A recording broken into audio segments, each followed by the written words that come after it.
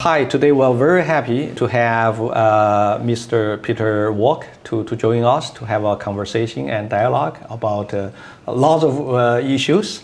And so now let me give Peter the chance to introduce himself about his work experience and his background. Let me just start with my interest in China, which has been pretty high for probably 40 years. So I studied biographies of a lot of my favorite people, so composers, authors, etc. So I got to develop a better understanding of the East versus the West. I think Western philosophies and religions are what I would call dualistic by nature. So they're inherently judgmental. So you have good, bad, heaven, hell, etc. Is that mostly influenced by this Christianity? Yes, very influenced by Jewish and Christian faith. And I just didn't find that very appealing. I don't like the idea that people are constantly looking for winners and losers.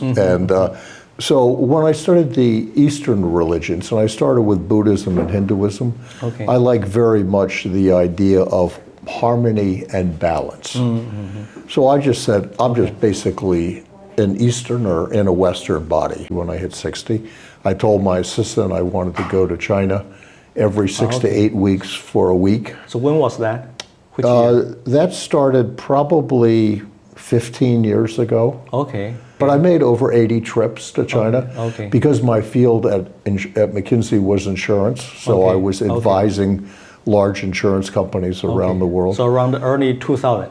So that was your first trip to China? Yeah, first trips. And, well, I did some earlier trips when China was all bicycles, no cars. Oh, in the 80s? Yes, in the 80s and early 90s. But this was the first time I really spent dedicated time in China. And I wound up writing a book because I got so tired of reading in the Western press about the oppressive, corrupt government and the unhappy, oppressed people.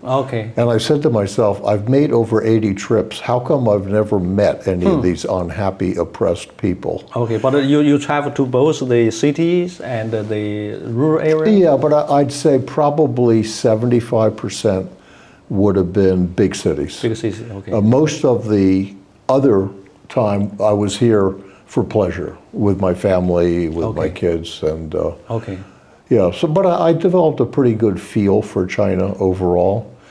So I wrote a book that largely examines the real differences between the U.S. and China, because the U.S. is always saying our model is the only right model, that ultimately everyone is going to become a democracy. By the way, I don't believe that at all. So the US is an individualistic model, going back to escaping Europe. China is very much a collective model.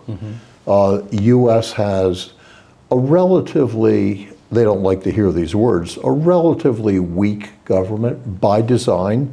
So when the founding fathers developed the Constitution in the US, they basically said, let's do everything we can to minimize what the government is allowed to do, because this should be a country of, by, and for the people.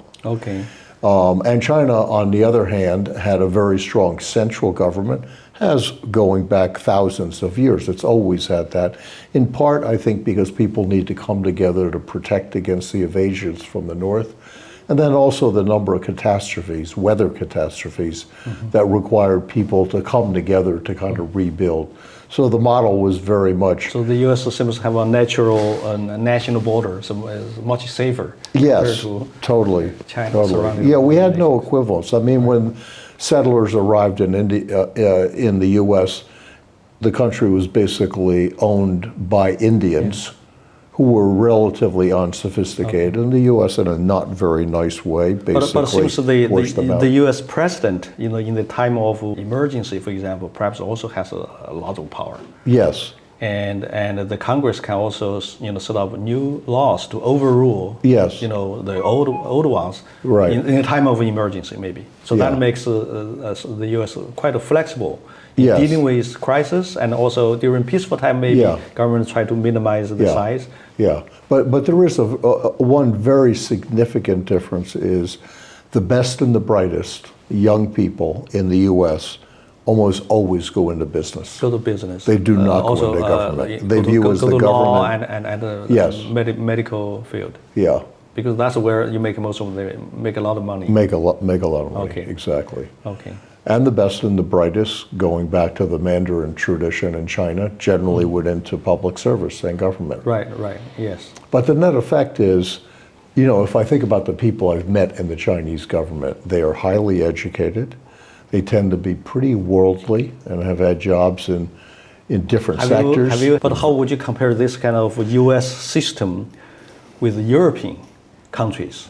Because, the whole process we call, so-called modern civilization, whether that be scientific revolution or industrial revolution, they actually started in Europe.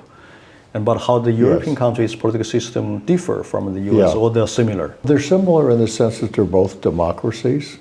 So you rely on votes to select your leaders. But their democracy come much later, right? Starting in the 18th century, 19th century, none of the European country was a democrat. Had a democracy. Right? It was under monarchy mostly. Yeah, and you also had, Europe was a very deeply ingrained class system.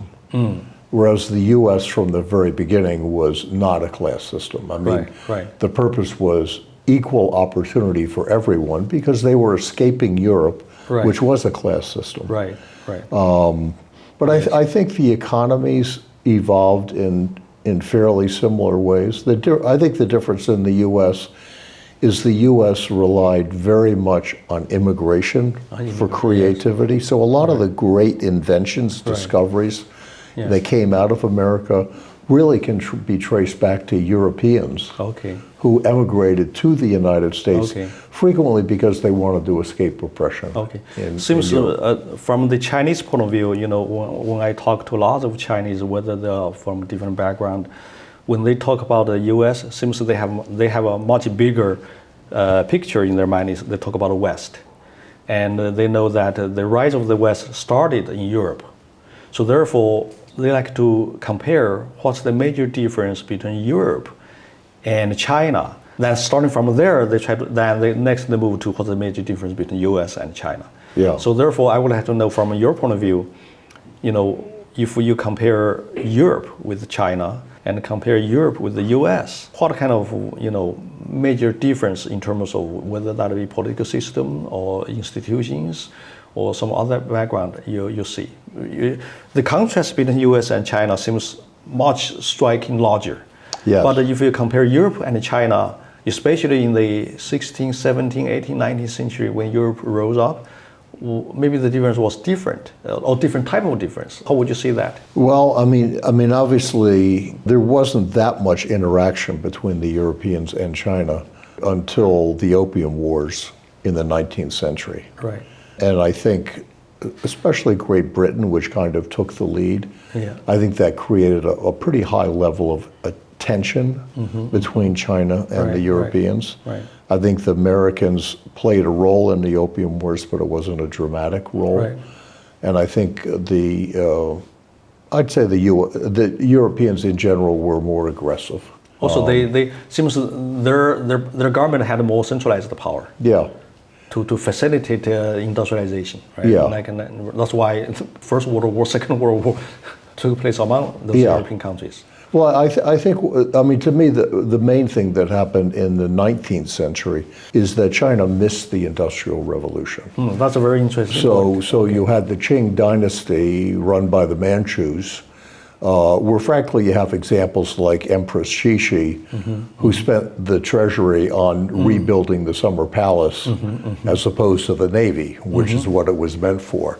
So I think the inward focus of the Manchus under the Qing dynasty led to a lack of interest in what was going on in the rest of the world and not any real intellectual curiosity. So when you had the Brits show up for the first time with here are all of our discoveries and here's what's enabling us to modernize, the response from the Empress or Emperor at the time was very much, we have nothing to learn from the West. I think that time China really was not aware or know very little about what's going on in Europe. Exactly. Otherwise, you think they might have behaved differently if they knew. Absolutely. Absolutely. So if you think about Chinese history, if you missed the Industrial Revolution, which was really affecting most of the advanced Western countries, and the US and the UK probably played the prominent role. Maybe that's also why historians often talk about, Germany used to be a backward area or nation, was not even unified. And until maybe late second half of 19th century, then Germany started to emerge as a power. Yes. So how could Germany do that, whereas other European nations like Poland, I don't know, failed to achieve that? Yeah. And also in Asia, Japan, came into place, and but people also talk about how come Japan succeeded in capturing the process of industrialization, whereas China keep falling behind. If you take those two examples, I mean, what was the common denominator is both Germany and Japan were very anxious to build up their industrial might for military reasons. So Japan was very aggressive militarily vis-a-vis China, vis-a-vis Russia, and other areas. So I think once you start down that track, then you want to be able to build ships, you want to be able to build an army, you want to be able to build everything that goes with military might. And Germany, exactly the same. Actually, Germany was obviously a very major player in European wars in the late 19th century, and then very aggressive and active in World War I and World War II. So I think a lot in those two cases, the industrialization followed a military spin.